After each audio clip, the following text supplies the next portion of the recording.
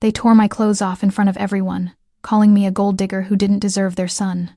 My mother-in-law laughed as I stood there, humiliated and broken. But what they didn't know, my father was watching everything, and he was about to show them who I really was. Stay until the very end, because the revenge my father delivered will leave you speechless. Trust me, you don't want to miss what happens next. Now, let me take you back to where it all began. My name is Chloe, and this is the story of how I learned that sometimes the people who should protect you are the ones who hurt you the most. And sometimes justice comes in ways you never expected. I was just a simple girl from a small town when I met Julian. We were both in university studying business.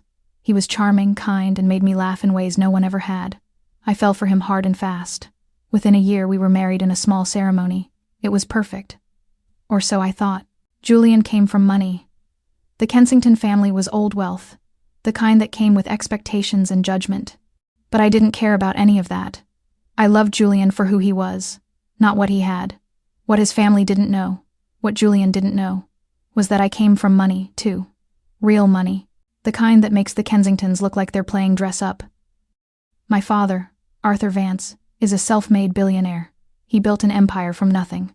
And I grew up in a world of private jets and endless possibilities. But I watched how people treated my father, how they smiled to his face while calculating what they could get from him. I saw how every friendship, every relationship came with a price tag attached.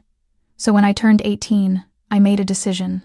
I changed my last name, moved away, and lived modestly. I wanted to find love that was real, love that had nothing to do with bank accounts or business deals. My father understood. He's always respected my choices, even when they worried him. But he also made me promise one thing. If I ever needed him, truly needed him, I would call. I promised, and for 2 years, I kept that promise locked away, determined to make my marriage work on my own terms. Julian's family made that nearly impossible from day one. His mother, Victoria, looked at me like I was something she'd scraped off her designer shoe.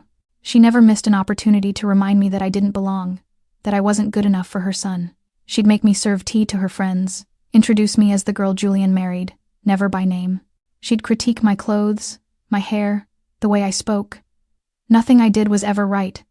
Julian's father, Richard, simply ignored me. I could walk into a room, and he'd look right through me like I was invisible.